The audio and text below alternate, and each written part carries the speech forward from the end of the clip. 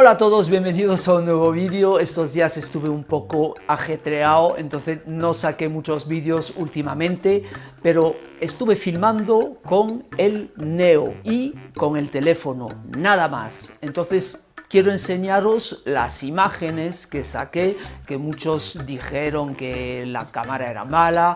Recordad que este dron solo cuesta 200 euros y simplemente con mi teléfono. Por ahora es lo único que utilicé y quiero que veáis un poco, para hacer justicia, las imágenes chulas que se pueden hacer, y luego haré un pequeño reto, ya que voy a hacer un trabajo que voy a presentar a un concurso con este dron, ¿vale? Sencillo, a ver si cuela por algo un poco pro. A lo mejor me mandan a paseo, pero bueno, por probar está bien. Realmente hace unas buenas imágenes. Obviamente si hay muchísimo viento, pesa menos de 200 gramos, pues le va a costar mucho, pero quiere decir que no se le puede pedir mucho más. Recordaos del Tello, que costaba 100 euros, no hacía ni una miga de todo lo que hace esto.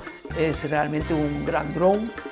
Filma hasta 4K, quiere decir que por 200 euros no se puede pedir más, ¿vale?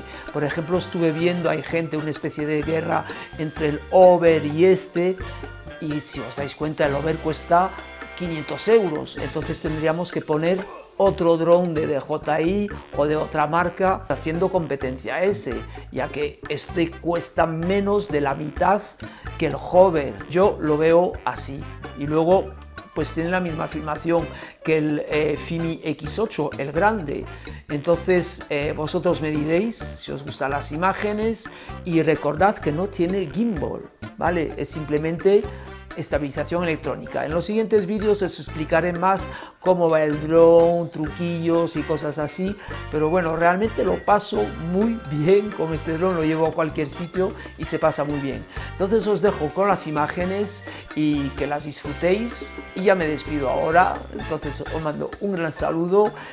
Las estuve haciendo a lo largo de estos días, ¿vale? Espero que os gusten. Os mando un gran saludo, os deseo felices vuelos. Chao, chao.